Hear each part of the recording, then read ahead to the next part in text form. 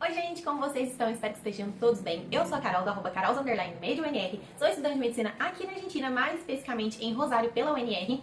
E no vídeo de hoje eu vim conversar com vocês sobre um tema que é dor de cabeça de muita gente, que tira o sono de muita gente, que é apartamento, moradia aqui na Argentina, mais especificamente em Rosário, onde eu vou buscar compartilhar respondendo as perguntas que vocês mandaram lá na caixinha de perguntas que eu abri no meu Instagram. Então, se você não me segue lá, @carols_medio_UNR, onde eu compartilho sobre a minha rotina, informações, estudos e sobre a faculdade. Que você possa não só participar, mas também ficar por dentro e acompanhar um pouco mais sobre a minha rotina estudando medicina aqui na Argentina.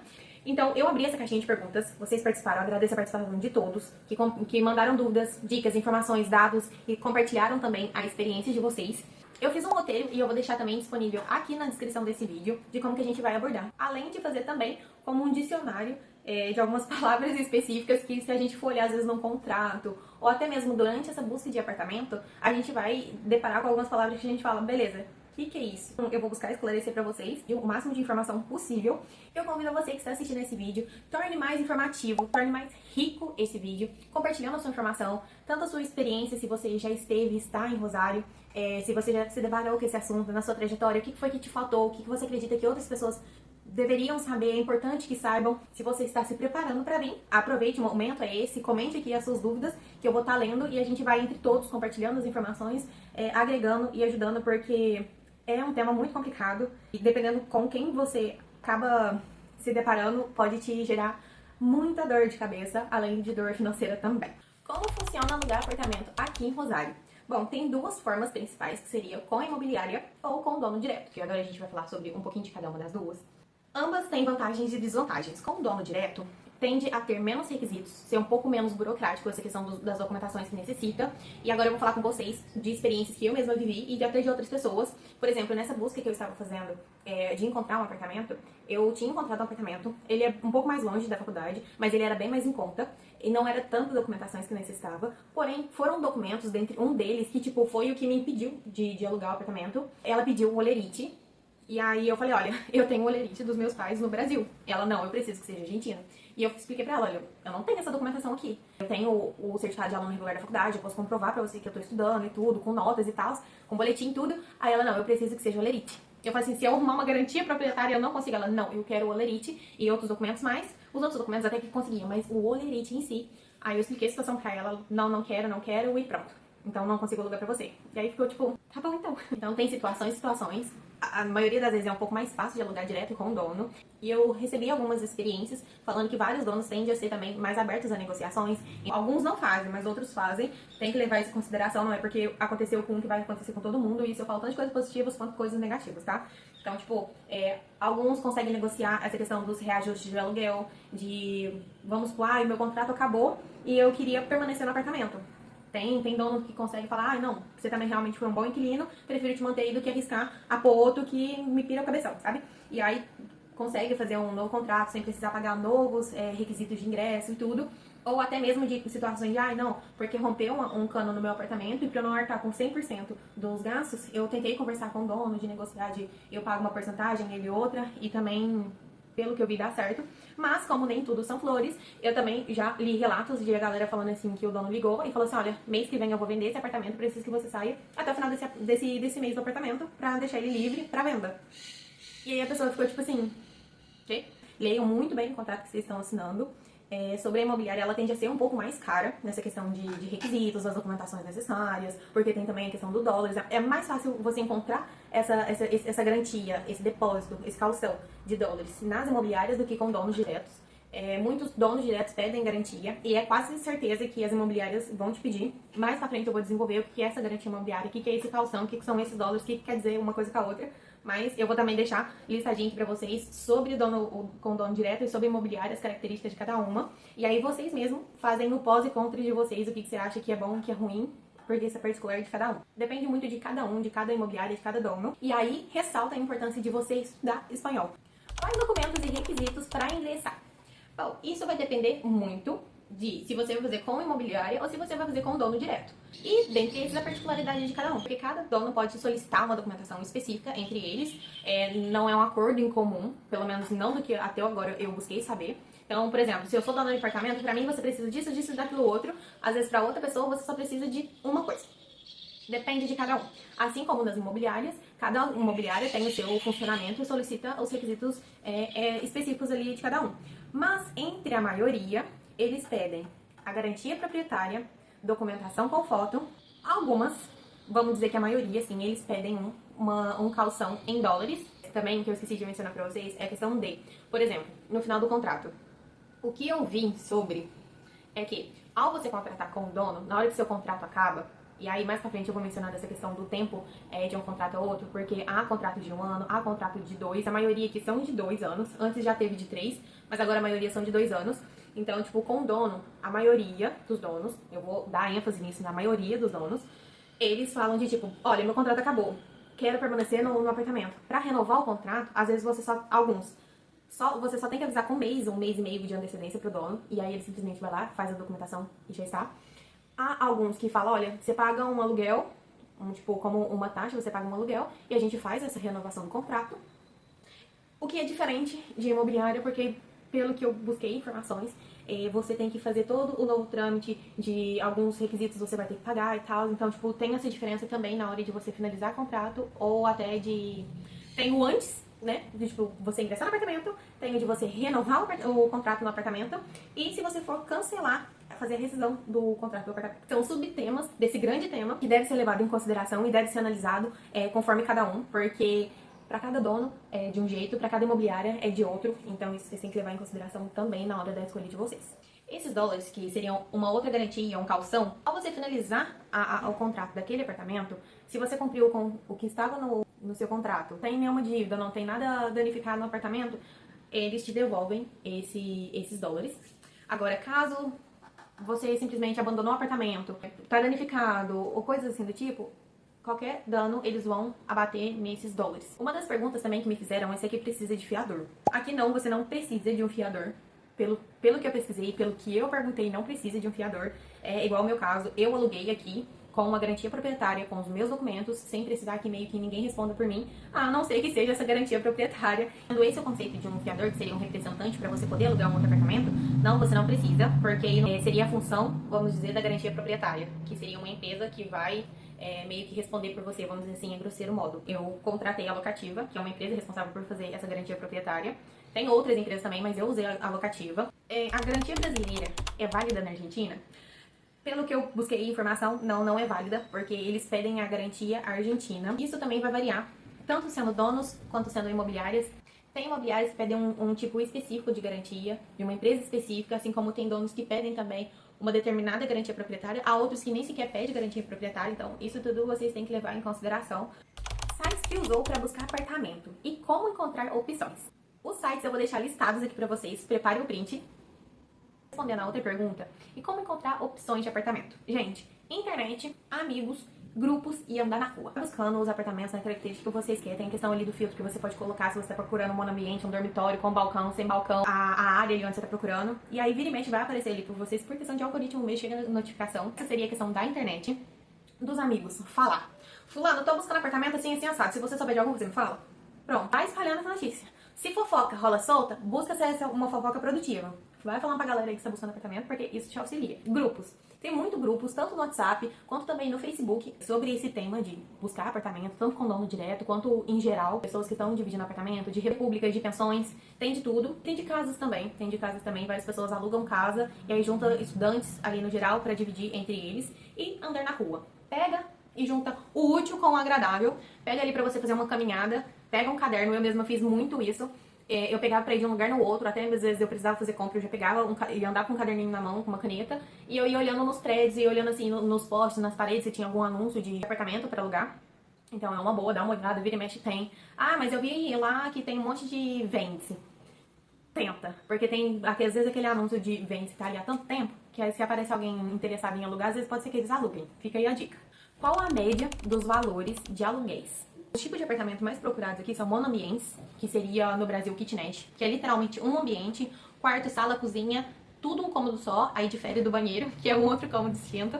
Atualmente, na data da publicação desse vídeo, a média de preço tá mais ou menos, os monoambientes estão na faixa de 180 mil pesos, que corresponderia a R$ 900, numa cotação de 200, e os dormitórios estão numa faixa de 200, 220 mil pesos, que corresponderia a R$ 1.000, tá? Tá mais ou menos essa faixa. Pode ser que sim, que você encontre mais barato que isso. É mais fácil que você encontre mais caro, mas depende muito de N fatores, como por exemplo a zona, se é mais perto da faculdade, se é mais longe da faculdade, se é mais perto do rio, se é no centro, se é perto de barzinho, do comércio, isso também interfere muito.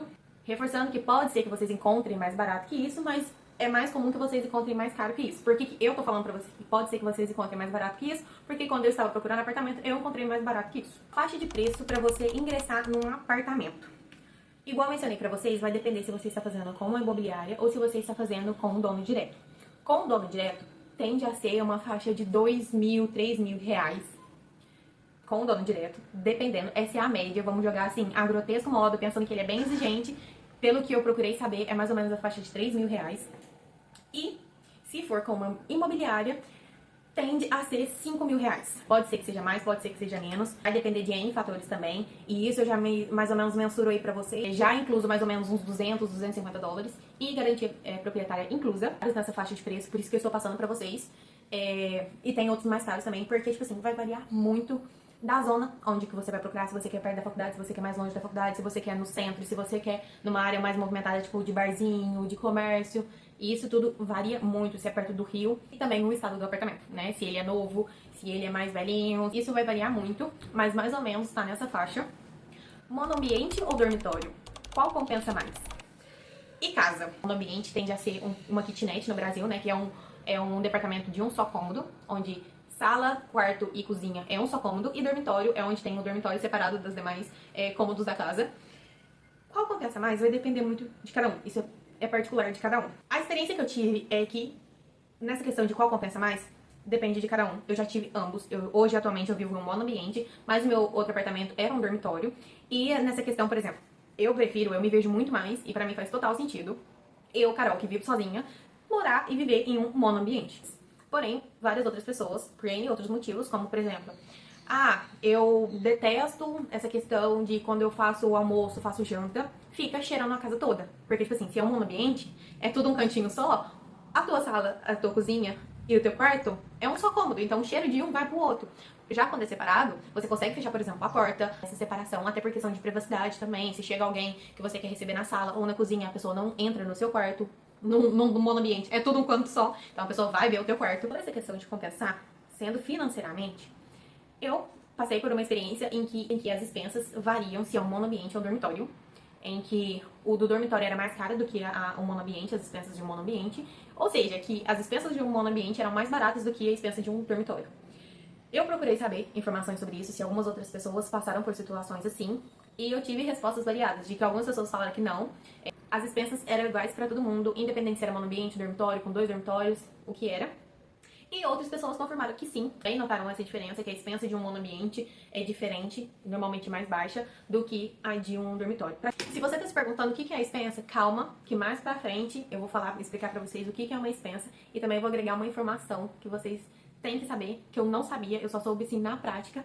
E referente à casa, eu conheço 2 pessoas. Uma era um colega bem próximo meu, que ele alugou uma casa e ele dividia com outros amigos dele.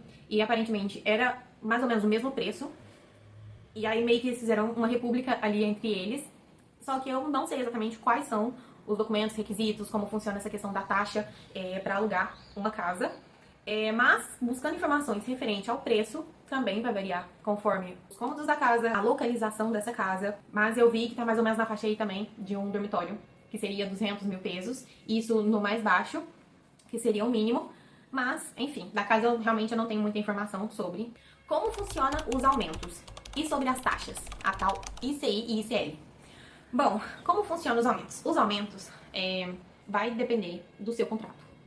Cada apartamento, cada imobiliária, cada dono de apartamento, eles vão estabelecer ali como que vai funcionar. Então, aqui tem as taxas IPC e ICL, que eu vou deixar um print aqui para vocês entenderem o que é cada uma das taxas. Os contratos vai informar para vocês. Bom, os aumentos podem ser, a maioria dos aumentos são trimestrais ou quadrimestrais, ou seja, aumenta a cada 3 em 3 meses.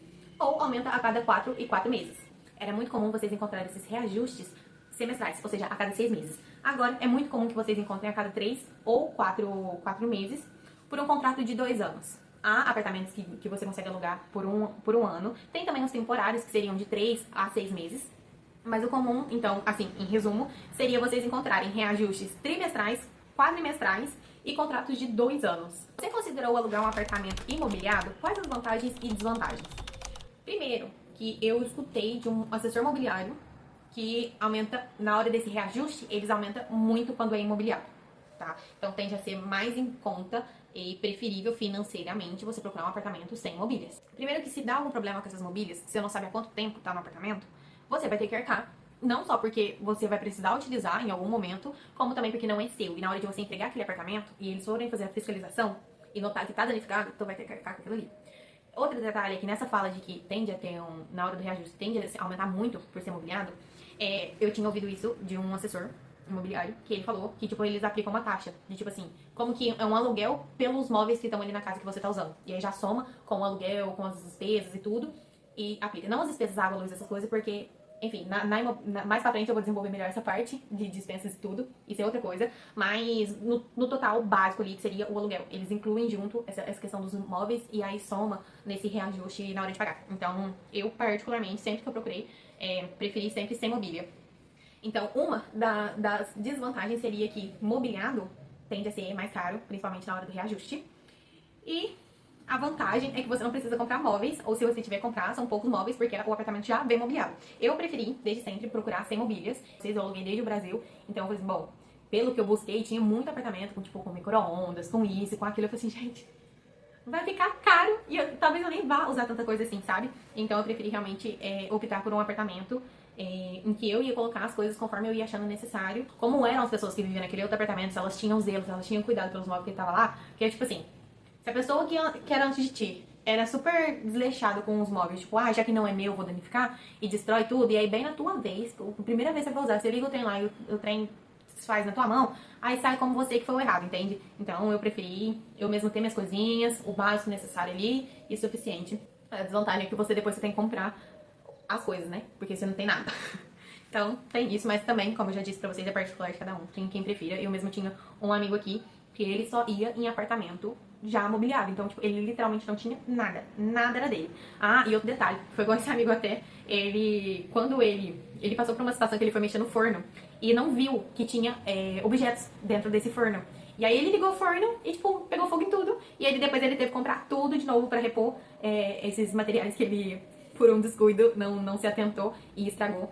Porque não eram coisas, objetos dele, então ele teve que repor novamente, porque querendo ou não, ou ele repunha, ou ele teria que pagar financeiramente. É preferível você ter as suas próprias coisinhas, sugiro. Como foi a experiência de visitar apartamentos antes de decidir? Pra ser muito sincero com vocês, quando eu estava buscando apartamento nessa minha mudança, fiquei muito nervosa na primeira visita que eu fiz. Realmente a gente chega com uma perspectiva que a galera põe muito medo na gente. Põe muito medo na gente, porque eles não gostam de brasileiros, eles vão explorar os brasileiros, que não sei o que, não sei o que. E aí eu fiquei tipo assim, meu Deus, será que eu vou conseguir me comunicar com essa mulher? Será que ela não vai colocar o apartamento por tanto, só porque eu sou brasileira, e não sei o que, não sei o que, não sei o que. A gente fica com medo, Era a primeira vez na minha vida que eu estava mexendo com essa questão de alugar apartamento sozinha. Literalmente sozinha, porque na outra vez eu aluguei desde o Brasil. Eu tinha contratado uma moça daqui que foi me assessorando ali. Deu ruim, mas ela me auxiliou ali no processo, me apresentou a um assessor também, que eu pesquisando apartamento, eu marcando visita, eu indo conversar, eu indo analisar o apartamento, vendo encanação. Tipo, e eu ficava tipo assim, meu Deus, será que falta eu perguntar algo mais? Será que isso? Será que aquilo? Como que eu vou me comunicar? Sabe? Então, tipo assim, até essa questão de você negociar, então eu fiquei muito nervosa, tanto por ser a primeira vez que eu estou fazendo aquilo sozinha, quanto também dessa pré-ideia que a gente tem de tipo assim, vamos explorar por ser brasileiro. Gente, essa experiência de você fazer as coisas sozinha é bom por N motivos. Primeiro, se infelizmente você se deparar com uma pessoa que realmente é xenofóbica por algum motivo, cara, não tem por que você se sentir mal, porque tipo, isso diz respeito sobre a pessoa e não sobre você. É claro que é uma situação muito chata, é uma situação terrível, mas, tipo, infelizmente, não tem o que fazer. Acaba que acontece, pode ser que aconteça sim. Tome cuidado com isso. Dê preferência. Uma dica que eu falo pra vocês. Dê preferência em ir acompanhado a essas visitas. Não dê muito detalhes de onde vocês estão morando atualmente, coisas assim. Faça o máximo de perguntas possíveis. E, se possível, grave.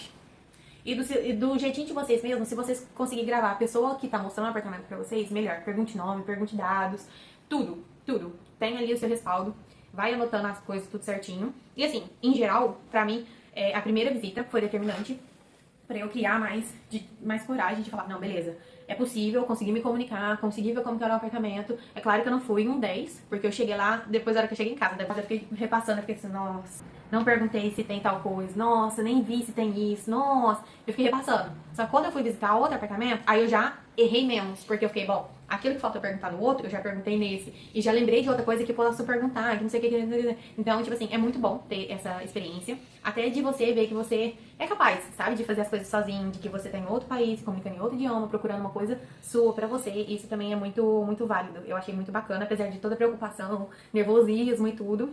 E foi com os meus erros, as minhas inseguranças ali, que eu enfrentei e fui, e foi dando certo. Isso foi muito bacana porque quando me perguntam sobre, Carol, aluga apartamento desde o Brasil, eu deixo pra alugar aí, eu sugiro pra vocês que vocês deixem pra alugar aqui. Desde o Brasil, eu sugiro pra vocês que vocês aluguem um hotel, que seja uma semana, que seja um determinado par de dias ali, e a hora que você chegar aqui, dá-lhe buscar apartamento. Vocês mesmos, então por isso que eu também falo, reforço e repito, de vocês buscarem o espanhol, estude o espanhol o quanto antes, o máximo possível, pra vocês terem esse respaldo e vocês ter essa capacidade de se comunicar de uma forma não tão turbulenta. É difícil conseguir apartamento perto da faculdade? Depende. O que você considera perto da faculdade? No raio de 1 quilômetro? Você quer, tipo, que seja vizinho da faculdade? Você quer que seja na mesma quadra da faculdade? Depende muito, porque tem muita gente que fala, não, nossa, eu tenho que pegar 20 minutos de ônibus, é pertinho. E assim, eu, Carol, eu sou de cidade pequena. 20 minutos de ônibus, eu vou pra outra cidade. Um pouquinho mais eu chego em uma outra terceira cidade ali perto. Então, tipo assim, pra mim 20 minutos é muito longe, sabe? Então tem que levar isso em consideração. Sobre essa questão de ser fácil ou não, não é difícil, mas também não é um super fácil, tá? Porque muitas pessoas buscam morar perto da faculdade. A maioria do imobiliárias, de donos, eles sabem que a maioria dos brasileiros, eu vou falar de brasileiros mesmo, de estrangeiros brasileiros, porque é o meu local de fala. Mas não tem só gente de estrangeiros aqui, tá? Tem outras várias nações que é estrangeiras aqui também. E que também buscam morar perto da faculdade. Então, são fatores que acaba que várias pessoas também têm essa mesma linha de raciocínio de buscar morar perto da faculdade. Então, tende a ser um pouco mais dificultoso. Não só por pouca disponibilidade, mas também pelo elevado preço, né? Porque Karl Marx é aqui, porque quanto maior a demanda, maior tende a ser o preço, na questão de capitalismo e tudo mais. O que significa pra você conseguir alugar esse novo apartamento como estudante fora do país?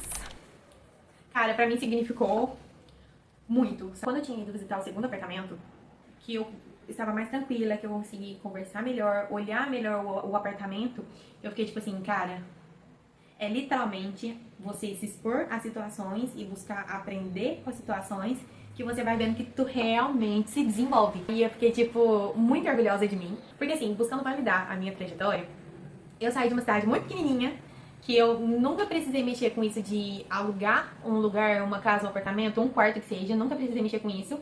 E aí eu tô em uma cidade grande, em outro país, um novo idioma, uma nova cultura, bem distinta em diversos pontos. Eu tô alugando apartamento, sabe? Um apartamento pra mim, a minha casinha. E aí, pra mim, foi muito, muito gratificante. Eu fiquei muito, muito orgulhosa mesmo. Pra mim, me deu um gás, assim, de falar, pô, vamos, bora! Sobre comprar eletrodomésticos aqui. Sobre comprar eletrodomésticos. Comprar aqui na Argentina ou compensa levar? Bom, sobre comprar eletrodomésticos, vocês têm que levar em consideração que a voltagem daqui é 220. A tomada daqui é esse modelo que eu vou deixar um print aqui pra vocês. Não é tão difícil encontrar adaptador aqui pra comprar. Eu ouvi muita gente fazendo um caos, que tem que comprar um universal porque lá assim assado. Agora, referente a comprar eletrodomésticos, tem grupos tanto no Facebook quanto no WhatsApp, onde tem muita galera que, tipo, vende móveis, eletrodomésticos, objetos de casa, livros da faculdade, resumos, tudo nesses grupos. Por N motivos, seja, eu comprei, sei lá, uma geladeira nova e eu tô vendendo a minha, tá nova e tal, ou vou embora, vou pra outro país e vendem. Então tem essa questão também. Tem também empresas brasileiras que elas importam, você faz a solicitação dos produtos que você quer, eles te passam um orçamento, fazem a solicitação do produto pra você e entregam na sua casa diretamente. E tem lojas na cidade que você pode ir lá e comprar normal, como tem no Brasil. Agora, sobre comprar aqui, ou se compensa levar, Sendo móveis grandes, se você mora em regiões mais afastadas, vai compensar você comprar aqui. Agora, coisas pequenas, dependendo do que for, compensa você trazer. Igual panela de pressão, compensa você trazer. Tá? A qualidade da nossa panela de pressão é muito superior do que a daqui. E se você for comprar aqui, tanto nesses grupos que eu mencionei anteriormente, a galera às vezes tenta aproveitar que, já que não tem com tanta facilidade aqui, tende a cobrar um preço mais alto. Depende de quais são os objetos. Às vezes vai compensar sim vocês trazerem em uma mala à parte e se atentar também com o peso da bagagem. Isso tem que ser levado em consideração para vocês não pagarem excesso. Qualquer coisa também, qualquer dúvida que vocês tiverem, deixem aqui nos comentários. Carol, o que você acha desses produtos?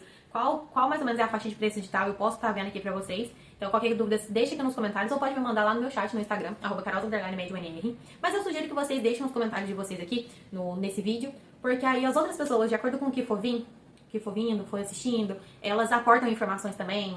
Às vezes uma outra ideia que você teve, alguma outra dúvida que você teve, pode ajudar uma outra pessoa, assim como a dúvida de outra pessoa pode ser uma dúvida que você não tinha, mas que poderia te ajudar demais na sua preparação pra vir pra cá. E aí a gente torna esse vídeo, esse conteúdo muito mais informativo, não só pelo que eu tô aportando aqui com vocês, mas pela participação de vocês aqui nos comentários. Agora uma dica aqui pra vocês de ler nos contratos. Como que você faz pra avisar sobre a rescisão de contrato, caso for do seu interesse fazer a rescisão do contrato? Quanto tempo de antecedência você tem que fazer o aviso da rescisão do contrato? E também sobre a multa, tá? Como que funciona a multa, da rescisão de contrato, se tem que pagar, de quanto que é, como que funciona. E leia tudo muito bem. Qualquer dúvida que vocês tiverem, vocês vão e perguntam. Fala, olha, o que é isso aqui? Não entendi qual que é tal coisa. Pede para esclarecer o contrato na hora que ele é validado, é aquele pronto. Não tem essa comunicação, não tem... mas a gente combinou tal coisa. De forma oral, o que vale é o contrato. Então, tomem cuidado com isso. Sobre assessoria imobiliária, eu tive experiência. E eu também recebi diversos relatos de várias outras pessoas que passaram e tiveram contato com assessorias imobiliárias. E assim, tomem cuidado, tá? Tomem cuidado. Carol, eu particularmente só tenho uma assessoria imobiliária que eu indicaria, que quando eu precisei, em toda a tour que eu passei desde que eu cheguei aqui, e que me auxiliou, a hora que eu falei assim, olha, preciso de ajuda, tô passando por tal coisa, a única assessoria imobiliária que realmente eu confio pra poder indicar pra vocês é a Interar, que além de uma assessoria estudantil também tem esse setor de assessoramento imobiliário, então eles eu indico. Qualquer coisa, pode me mandar mensagem lá no Instagram. Ou comenta aqui nos comentários mesmo, eu mando o link pra vocês conversar diretamente com eles. E aí vocês esclarecem qualquer dúvida que vocês tiverem. Então tomem cuidado, tá? Tomem cuidado, porque infelizmente tende a ser dor de cabeça pra muita gente. Muita gente. Porque há uma diferença entre te prometer algo e realmente fazer outra coisa. Onde morar? Quais são as zonas indicadas pra morar? Depende. Muita gente procura zonas perto da faculdade. Pela praticidade. E há outras que procuram zonas mais longe da faculdade por questões financeiras, que tende a ser mais em conta. A questão do aluguel e tudo. Só que, se você mora longe da faculdade, tem a questão do tempo até você chegar à faculdade.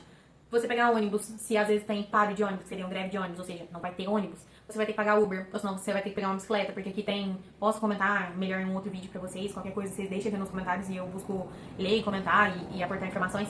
Tem também disponibilização de bicicletas. É claro, é paga, mas é um preço bem mais em conta do que, por exemplo, você ter que pagar um Uber. E aí você pode usar o dia todo a bicicleta. E aí tem toda essa questão de, tipo, como você vai fazer pra chegar na faculdade. Então, tem esses pós e contras. Aqui na zona perto da faculdade, tende a não ter tantos barzinhos, pontos comerciais, ou são pontos comerciais mais enfocados em alimentação e também de medicina. Então, ambos, instrumentos, papelaria, essas coisas. E aí tem muita gente que gosta de barzinho, que gosta de comércio geral, assim. E aí acaba preferindo morar lá no centro, ou em alguns bairros mais afastados, ou lá perto do Rio. Então, depende muito. Uma das zonas mais procuradas seriam essas, perto da Pellegrini. Aqui na região da faculdade, da UNR SM, né, a Universidade, o campus de Medicina.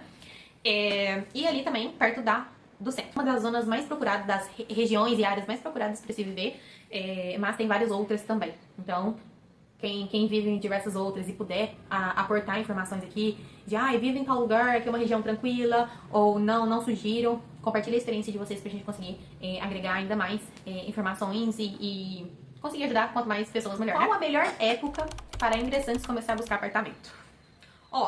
A demanda maior tende a ser nos extremos do ano, ou seja, no começo do ano ou no final do ano. De setembro até mais ou menos março é onde normalmente tem uma alta procura de apartamentos por ingressantes. Porém, um detalhe que vocês têm que levar em consideração é que Você aluga um apartamento, sei lá, vamos falar, vou procurar um apartamento desde junho. Pronto, você alugou o apartamento em junho. Mas você vai chegar só em janeiro, você vai ter que pagar aluguel e várias outras taxas e, enfim, mantenimentos até de janeiro, que é o mês que você vai chegar. Um exemplo. E não é da realidade de muitos, entende? Então é por isso que a maioria tende a, eu vou em janeiro, aí tende a novembro, dezembro, buscar apartamento. Acaba deixando, tipo, o apartamento pra em cima da hora, exatamente por esse gasto que vai ter de manter esse apartamento até que realmente chegue. Então tem essa questão também. Por isso que eu sugiro, sim, que vocês aluguem um hotel, busquem vir com antecedência, vai para aquele hotel, assim que você chegar, corre atrás de procurar apartamento, pra você já ter um lugarzinho pra você ficar. Não só por essa questão de datas, mas também pra você ir e ver o apartamento, você pessoalmente, você vê, você esclarece a dúvida, você vê a região onde tá, você tem a sua própria experiência, você diretamente, sabe? Você não fica dependente de outra pessoa. E tem essa questão também, vamos levar em consideração, né? Porque já foi o medo de muita gente, de aluguei um apartamento, a hora que eu cheguei, às vezes nem sequer existia o apartamento, ou por foto era uma coisa, a hora que você chegou o apartamento era outros 500, então tem esse fator também, que é por isso que é preferível que você mesmo esteja ali e veja o apartamento. E eu sugiro que vocês vão acompanhar. Agora vamos para o tema de curiosidades. Normalmente, a luz é no nome do inquilino. Normalmente. Tem situações em que segue no nome do dono até o final do contrato, e é sempre assim. E há contextos, esse serviço está incluso nas expensas. E aí, na hora que você paga as expensas, já está pago a luz. Então, por via das dúvidas, a hora que você for ver essa questão de contrato, pergunte. Todos esses serviços vocês têm que ver e perguntar, ler no contrato, ver o que fala no contrato. Se não fala nada, pergunte e peça para deixar no contrato, para esclarecer isso no contrato, porque são informações que, se você não paga, depois no final do contrato, na renovação, na rescisão, vão mencionar. E aí, você pagou? Me dá os comprovantes. E guarda os comprovantes desses pagos que vocês forem realizando, de cada um desses serviços. Vocês terem provas e ter, tipo, um resguardo de cada uma dessas coisas. Então, busquem saber. Ah, como é que vai funcionar? Esses serviços vão vir nas expensas? Esses serviços eu tenho que colocar no meu nome? Como que vai funcionar? Como é que eu tenho acesso? O que eu tenho que pagar? O que eu não pago? Entende? O que é responsabilidade do dono? O que não? Agora, sobre a tão falada expensas. As expensas, ela seria o condomínio. No Brasil seria tipo condomínio. Ah, tem a manutenção de condomínio. Ah, não sei o que. Seria tipo isso. Seria realmente as manutenções, limpezas do prédio. E aí foi o que eu falei pra vocês, que pode ser que nas expensas esteja incluso alguns dos serviços, como por exemplo, pode ser que venha água, internet nessas expensas, ou pode ser que não. Isso aí vocês têm que ver certinho o funcionamento. E é o que eu falei pra vocês, tem algumas situações em que essas expensas, que são esse aglomerado de manutenções, os gastos para manutenções, eles dividem para a quantidade de inquilinos naquele prédio. E aí, se você é um monoambiente, se você é um dormitório, se você tem 2 dormitórios, coisas assim, tem situações em que eles colocam proporcionais. Então, pode ser que quem tem um monoambiente paga menos do que quem tem um dormitório, ou pode ser que seja igual para cada um, entende? Cocheira, que seria a garagem. A maioria dos apartamentos também cobram à parte. Então, se você tem uma moto, se você tem um carro, e aí você precisa guardar numa garagem, você paga à parte. E isso pode ser que venha nas suas expensas, ou te cobra de alguma outra forma. Tem apartamentos que já vem alugado o apartamento com a garagem. Agora, uma informação que eu falei pra vocês que é muito importante também é as expensas ordinárias. As expensas ordinárias, ela é responsabilidade da imobiliária ou do dono, tá? Não é responsabilidade do inquilino. Ficar esperto com isso, porque vem lá, as expensas ordinárias. Esse tanto das expensas ordinárias, quem paga é a imobiliária ou o dono, não o inquilino. Curiosidade também. A maioria dos apartamentos aqui na Argentina tem bidê e estufa. Falo só a título de curiosidade mesmo, que eu soube, não cobram mais por isso, porque é quase via de regra os apartamentos aqui tem o bidê. Estufa também, a maioria dos apartamentos tem. Não são todos, tá? Mas a maioria tem e normalmente é a gás. Uma observação mega importante sobre estufas. As estufas, a maioria, são a gás. E assim, vocês vão reparar nos apartamentos que elas têm essas saidinhas de ar. Nos apartamentos. A maioria dos apartamentos tem essa saidinha de ar, tanto no apartamento em si quanto nos banheiros. Acredito eu que seja por essa ventilação, para que ocorra essa circulação de ar, porque a maioria dos apartamentos são a base de gás, ou seja, pela calefação, pelo fogão e pela estufa. Então, como é muito gás e o gás é perigoso pra gente, para que não ocorra uma explosão, por exemplo. Então, assim, tomem muito cuidado, vocês que têm essas estufas assim em casa. Eu já tive. E assim, eu era muito medrosa. Eu ainda sou, mas como hoje em dia eu não tenho essa estufa em casa, antes, quando eu tinha, eu nunca liguei. Eu nunca liguei.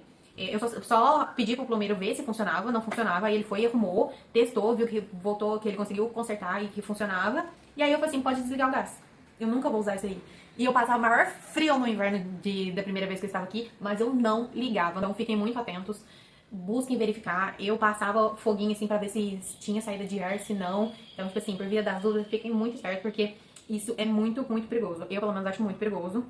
E, enfim, né, a maioria de nós vive sozinhos aqui, então é algo que a gente tem que prestar atenção, sim. E a estufa, no caso, ela seria exatamente só pra, tipo, deixar mais quente o ambiente, por exemplo, na época de frio. Já o calefador, ou a calefação, é a responsável pela água quente de apartamentos, que é a gás. E vão esquentar a água da cozinha, da pia do banheiro, a água do banho. A few moments later. E agora, o dicionário que eu falei pra vocês.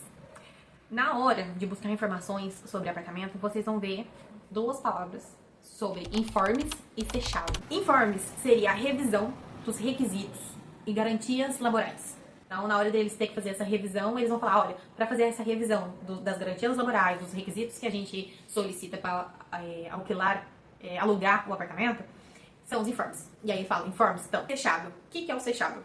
Fechado é o carimbo, o reconhecimento em cartório das assinaturas do contrato para alquilar o apartamento. Para alquilar não, para alugar o apartamento.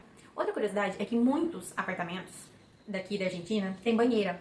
Muitos têm banheira, não são todos. Muitos têm a ducha tradicional, o chuveiro, né, tradicional. Outros têm banheira. E alguma das dicas que eu recebi sobre alugar apartamento aqui é que vocês levem em consideração o piso que você vai alugar, tá? Isso é um fato, porque também depende da área que você tá. Então, assim, por exemplo, busque do terceiro piso pra cima. Dê preferência pra contrafrente. Na hora que vocês buscam o apartamento, vai estar lá na descrição. O melhor piso, assim, pra você escolher seria a partir do terceiro piso, exatamente por essa questão de tanto de segurança quanto de barulho. É um fator bem importante, porque não só pelo barulho em si, de carro passando, se for uma área muito movimentada, carro, ônibus passando, tende a ser muito barulhento, mas por questão de segurança também, desse acesso, se for ao frente, que seria pra rua, de liberdade em si, as pessoas na rua pode ser, que dependendo da altura do seu piso, pode ser que as pessoas te vejam, né, e vejam a sua casa, se for um monoambiente, principalmente, vão ver tudo, né, porque literalmente é só um cômodo. Como também essa questão da segurança, por questão mesmo de maldade das pessoas tentar invadir a casa, também pode ser que aconteça. Então é por isso que às vezes é preferível, se for um piso mais baixo, que vocês busquem o contrafrente, que seria essa parte mais interna, para a parte interna do prédio. Onde se preparar para choques financeiros. Dessa questão, eu busco muito, tanto aqui nos vídeos no YouTube, quanto no TikTok também, e principalmente no meu Instagram, onde eu tô de forma mais ativa compartilhando nos meus stories a minha rotina e tal. Eu busco mostrar pra vocês que, de fato, aumentou muito o custo de vida aqui na Argentina, mas ainda é uma opção viável, sim. Eu não sei como é a realidade de vocês, mas eu, Carol, não tenho 10 mil reais pra pagar só de mensalidade de faculdade. Então, pra mim, ainda é, sim, totalmente válido cursar medicina aqui na Argentina, apesar dos aumentos que tem que abdicar de uma coisa ou outra, sim.